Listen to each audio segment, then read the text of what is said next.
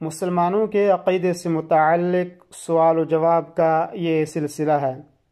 आज का हमारा सवाल नंबर 64 है। शरई झाड़ फूँक क्या है और उसका क्या हुक्म है?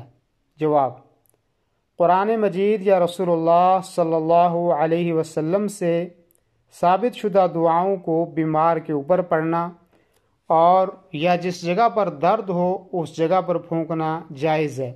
रसूलुल्लाह सल्लल्लाहु अलैहि वसल्लम ने फरमाया, ला बअस बिर्रुक़ा मा लम तकुन शिरकन, रवाहु मुस्लिम।